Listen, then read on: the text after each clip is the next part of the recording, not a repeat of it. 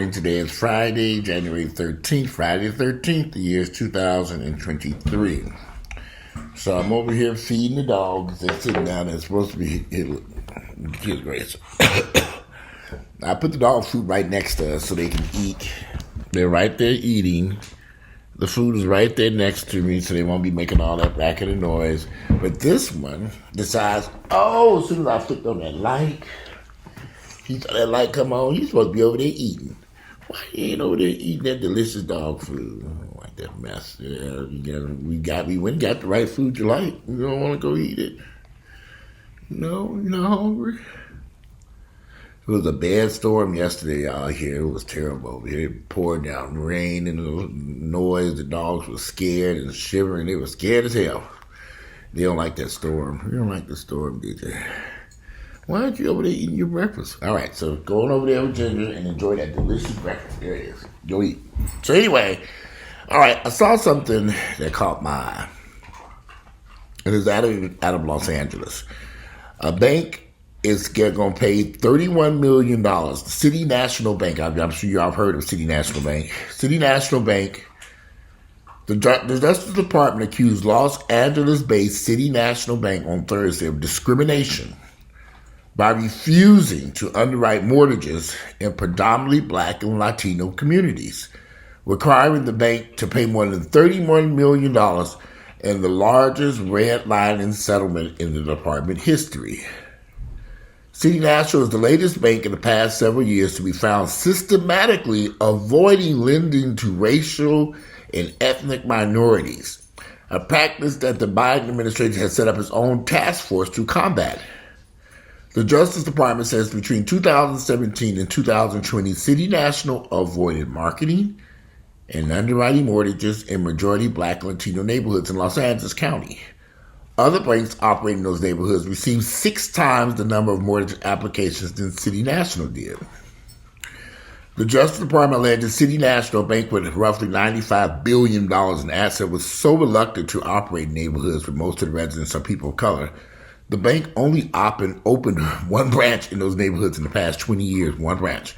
In comparison, the bank opened or acquired 11 branches in that time period. In addition, no employee was dedicating to underwriting mortgages at that one branch, unlike branches in majority white neighborhoods. Okay, it's a lot to read there. Y'all, keep in mind, we didn't create Niggaville. And this is why I get all these messages of people. Even I used to be critical of black people in black communities.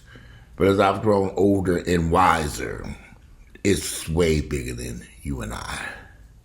When you have banks, lending companies, credit card companies, all these various institutions avoiding doing business with us, we don't have access to the same financial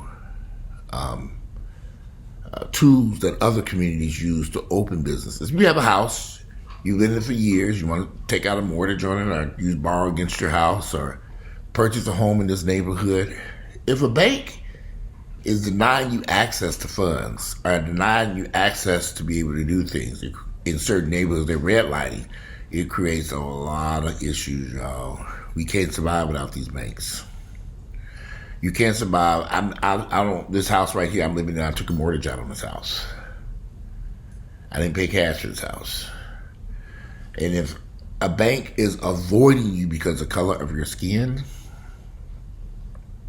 and you all keep wondering about these neighborhoods and why they filled with so much poverty and despair, because so many neighborhoods have been robbed of opportunities to grow, opportunities to have access to capital to open up a business in your own community, to open up a store. This is why you see so many foreign-owned stores, because they get their money from other communities and then come to our communities to purchase these stores and open them up. If you don't have the financial backing or means, this country has systematically created financial problems specifically for black people and Latinos too. So we can't ignore it. I mean, the evidence is right in front of us. 10 people, I guess some of us just refuse to accept it. I refuse to acknowledge it. But we didn't create these communities. We didn't create the problems that you see, the dire, the despair, the poverty. And every time, we just have to acknowledge that there are forces that are working against us in this country. It makes it very hard for us as individuals to do things. I have told you all before, for many, many years, I have a P.O. box in a predominantly wealthy white neighborhood. And my credit all goes to that address.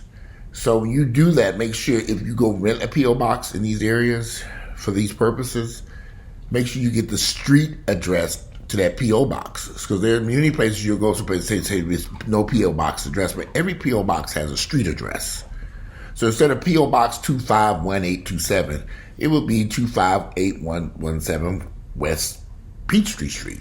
Let me do that for an example. So, but you'll notice something. Whenever you apply for a credit card or American Express card or a bank loan or a mortgage, they approve you based upon that zip code. I've known this forever. Going to them wealthy areas, and it's sad that you have to say this and do this. When you go into those wealthy areas, get your P.O. box. You do it up with the United States Postal Service. Get the street address, the street mailing address, not the P.O. box. So you will have two addresses for that P.O. box: your P.O. box number and your street address. I use my P.O. box number for my mailing and billing address. I use the street address at the address as my home address. So they run it as approved. You shouldn't have to do this. You shouldn't. You should be able to use your own home address. But it's just the reality of the world that we live in now. It's just the reality of the world that we live in. Here she come make her appearance. Say good morning. You was over there just eating away. You like that food. You said, I'm over there eating the hell the rest of these days. I'm eating away. And she's over there just eating. Now they over there playing. But they're quiet though. And that's good.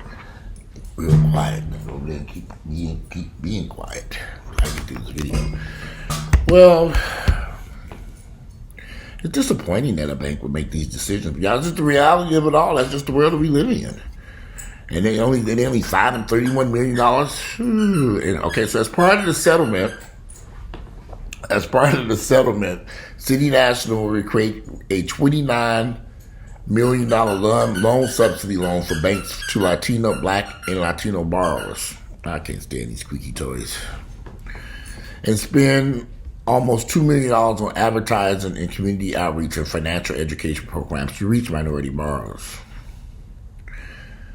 Well, the settlement with City National is the largest settlement with the Justice Department, a settlement with the Department of Housing and Urban Development with Associated Bank in 2015 involved bank making a commitment to make $200 million in increased lending. So they said they're going to make them we'll create a $29.5 million loan subsidy to loans.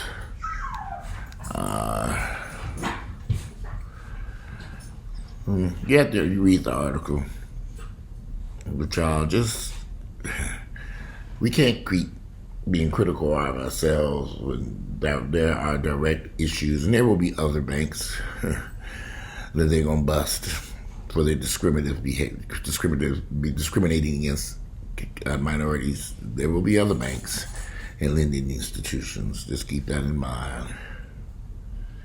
And if you apply for a loan and you get turned down and you got an 850 credit score and you're wondering, well, what the hell is going to get you an attorney? Because you might be eligible for a good lawsuit. If we start taking these banks to court and suing, I'll just be very honest with you. And now, my address has been up there in Buckhead, where my P.O. box has been up there for the past 20 plus odd years, 25 plus years, whatever. So I used to live in that area. When I apply for things, it's approved immediately. I never have no issues getting things approved, which is not necessarily a good thing. You can be in debt forever. But it's not necessarily something great. Come here, Ginger. She got that damn squeaky toy. I thought I was going to burn all them damn toys. I'm going to get rid of them damn things. But yeah, there's no sense of us being critical and attacking each other about it's the reason why these black communities look so rough. Somebody want to take out a mortgage to fix up their house and put a new roof, or take out a loan to put new siding, or whatever. It's just it's an uphill battle in certain neighborhoods to get those funds, even in 2023. Yeah. Come here, Ginger. Give me that toy. Come here. Ginger. She got that damn toy. Grayson, the one who went and got the toy. There we go. I got it now. There we go. Give me that damn toy. She just squeaking away. Just good. I had that toy, Daddy, and I was playing with it. I had that toy, and it was making me happy. It was make me happy, all that damn racket. I'm going to try to go over there and play.